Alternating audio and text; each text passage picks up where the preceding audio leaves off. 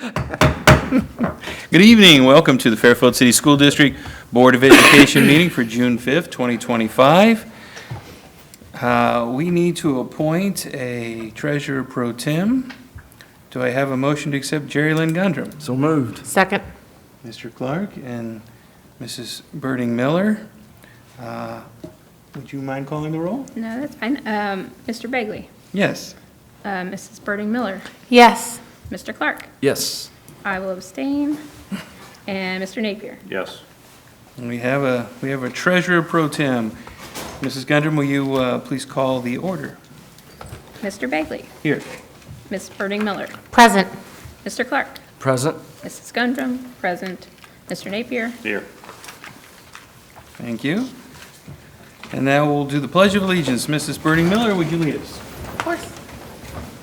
I pledge allegiance to the flag of the United States of America and to the republic for which it stands, one nation, under God, indivisible, with liberty and justice for all.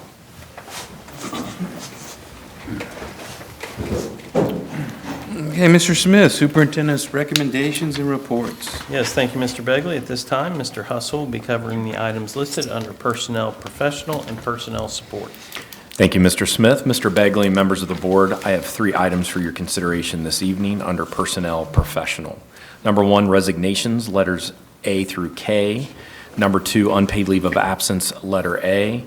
Number 3, employment, letters A through P. That concludes all the items I have for your consideration under Personnel Professional. Thank you. I'll entertain a motion to accept these recommendations. So moved. Second. Mr. Clark and Mrs. Gundrum, any discussion? Other than there looks to be a lot of hires, I guess it's the hiring season, isn't it? Yes, it is. Yes. Mr. Begley, members of the board, I have 7 items for your consideration this evening under Personnel We Support. didn't get Yeah, just- hold- We have to vote. We have to vote. Oh, I'm sorry. It's okay. It's okay, you just got excited. Yeah, I got it. I apologize. Mr. Begley, you got me excited about these hires, so I apologize. We'll get there. I know. Please call the roll. Mr. Begley, Yes. Mrs. Birding Miller, Yes. Mr. Clark, Yes. Mrs. Gundrum, yes. Mr. Napier. Yes. I have a feeling Mr. Smith will not let me live that down.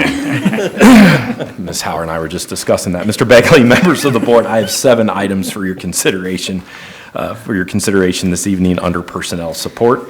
Number 1, resignations, letters A through I. Number 2, unpaid leaves of absence, letters A through C. Number 3, employment, letters A and B. Number 4, support substitutes, 2024-2025. Number 5, promotion, letter A. Number 6, termination, letter A. Number 7, correction, letter A. That concludes all the items I had for your consideration under Personnel Support. Thank you, Mr. Hussle. I'll entertain a motion to accept this recommendation. So moved. Second. Mrs. Birding Miller and Mr. Clark. Mrs. Gundrum, call the roll. Mr. Begley, Yes. Mrs. Birding Miller, Yes. Mr. Clark, Yes. Mrs. Gundrum, yes. Mr. Napier. Yes.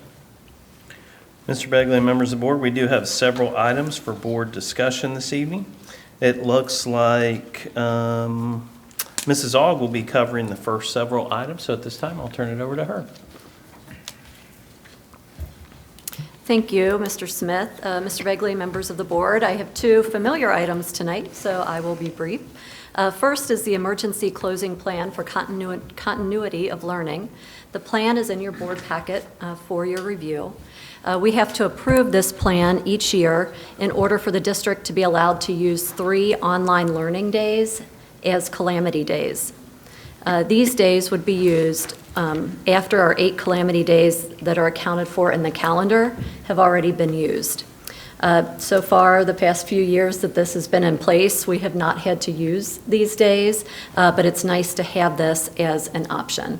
So this plan has to be approved by the board prior to August 1st, and so it will be on the next board agenda for approval. Any questions on that one? Okay. My next item involves our updated courses of study. In March, I brought you the math and science courses of study and talked about how we are working to modernize these documents, taking them from over 100 pages to a dozen or so in hopes of making them more user-friendly. We are doing this mainly by linking directly to the Ohio Department of Education and Workforce's already created standards documents. At that time, I said that this would be an ongoing project for my department, so I'm bringing several other courses of study to the board tonight for your review. So tonight, I have health, physical education, fine arts, and world languages. Like math and science, you will notice a brief course description and links to appropriate standards. Unlike math and science, there may not be a textbook or resource listed for every course. And that's because many of the courses in these courses of studies are performance-based, or maybe they're elective courses, so we may not have an officially purchased, adopted textbook. Of course, if we do, it will be listed. And these will appear on the June 26th agenda for approval. So unless you have any questions, this concludes my second item for board discussion. Thank you. All right, at this time, I will turn it over to Mr. Hustle as he will be covering the next 4 items. Thank you, Mr. Smith. Mr. Begley, members of the board. Number 3, revised administrative salary ranges. This is a simple change. The days for the bullying and harassment specialist Title IX coordinator position needs to be updated from 80 days to 101.5 days. This item will also be for approval this evening as well. Any questions over that? Number 4, extracurricular job descriptions. At our last board meeting on May 15th, 2025, the board approved the new extracurricular or revised extracurricular positions. Pending board discussion, you will then see a recommendation for approval of the job descriptions under board action for the June 26, 2025 board agenda. Any questions I can answer for you on those? Yeah, just one question. Looking at those, there was a Roman numeral system for, I guess, the pay grades, and was 1 the highest, or was 5 the highest? Or? Yeah, the classifications, it starts at 1 and continues up from there. Okay. So those are the different classifications, and obviously there's middle school, high school, so it is confusing. Mm-hmm. Right. And the higher the Roman numeral, the higher they are on the salary scale. Correct, right? yes, yes. Okay. Yep. Item number 5, bullying and harassment specialist Title IX coordinator performance contract. The recommended candidate, Shannon Cupp, will begin her contract September 1st, 2025. In the meantime, the district will need someone to be in the position for the month of August. Jenny Thompson, the previous bullying and harassment specialist, Title IX coordinator, has agreed to fill in during this time. The district recommends putting a performance contract in place for Jenny from August 1st through August 31st, 2025. Okay. Any questions about that? Yeah. And last, number 6 here is kitchen manager job description. With both OPC contracts now approved by the board, the current head cook job description needs to be updated to reflect the new job title of kitchen manager. So it's literally a shift from head cook to kitchen manager. So there are no other changes to that job title than the job title. Any other questions I can answer for you? That's all the items I have. Thank you. Thank you. Our next item for discussion is in regard to our paving projects. At this time, I'll turn it over to Mr. Perry. Thank you, Mr. Smith, Mr. Begley, members of the board. The process of the district blacktop maintenance program is an annual bidding process. This year, the district-wide scope of work included patchwork, crack fill, and some resurfacing at the following schools: Fairfield Senior High School, Crossroads Middle School, North, East, West Compass, and Central Elementary Schools, as well as some work on Stadium Drive.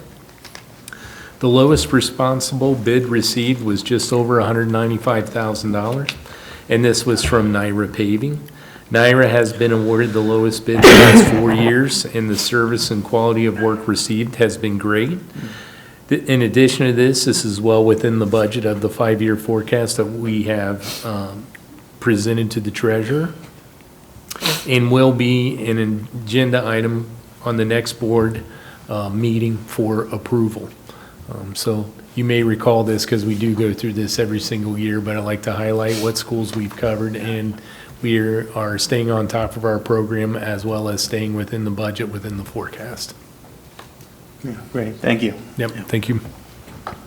All right, our last two items are in regard to board policies, so at this time, I'll turn it over to Mrs. Hauer. Thank you, Mr. Smith. Mr. Begley and members of the board, I have 6 pieces of policy for your discussion this evening. All of these policies are due to House Bill 8. I'm going to actually start with letter B, policy IGBLA, promoting parental involvement. This is a new legally required policy, so this will be a new one added to our policy manual. This new policy requires that districts ensure there's several things that must be in the policy, and those are to ensure no instruction that includes sexuality content be provided to students K-3, and that any instructions grades 4 through 12 be age and developmentally appropriate. It has to ensure parents have the opportunity to review instructional materials and opportunity to opt out of instruction. A lot of these things we're already doing, but we just have to be very purposeful in making sure we are informing everyone of them and doing a checks and balance with our systems here. We have to promptly notify parents regarding substantial changes in specified student services, including counseling services or monitoring related to the student's mental, emotional, or physical health. And the policy must reinforce the fundamental right of parents to make decisions regarding the upbringing and control of their children, and that the district will in no way inhibit parental access to information that's maintained by the school. So that is the new policy, and then the rest of the policies that I'm going to discuss have little changes to them due to that new policy being in place. So letter A, policy IGAH, IGAI, family life and sex education, that's revised to add the parental notice and the opt-in out provisions that are now provided under state law. Letter C, policy IJ, guidance program, is revised to add the prompt notification to a parent of any substantial changes in student services, which we already do.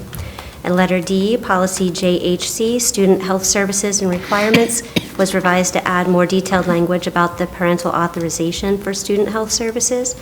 And then letters E and F, policy JHF, student safety, and policy JM, staff-student relations, was revised to remove language that's no longer needed due to it being in the new policy IGBLA. So pending any questions that you would have with these policies will be on the June 26th agenda for your approval. Any questions? All right. And then my other item for discussion is in regards to a resolution to authorize and direct OSBA to make recommended policy changes. Need to go back in time a little bit here. On April 25th of last year, back when Dr. Rice was here, he talked to you about taking action to authorize OSBA to review our board policies to identify those that were requiring updates due to House Bill 33 legislative changes that impacted the ODE and the State Board of Education.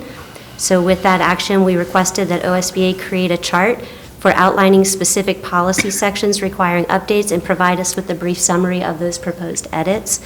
We did this because the needed edits are simple language changes due to department or position name changes, but impacted a large amount of our policies. So for example, ODE became ODEW. So anywhere ODE was mentioned in any of our policies, which is quite frequently, we needed to update that. So OSBA did a lot of the work for those types of changes and created us a chart, which I've shared with you earlier this week, or last week. And they've made that. They finally got back to us with that chart from when you were asked initially for them to do that. So they've identified that language, that the changes that are necessary in our district policy manual, and gave those to us, and then I've shared those with you. And those recommended updates and resolutions need to then be approved by you through a resolution at our next meeting. So at our next meeting, we would have the resolution language in there that would mention the attached chart of all the policies and those simple changes that were made for you to then approve.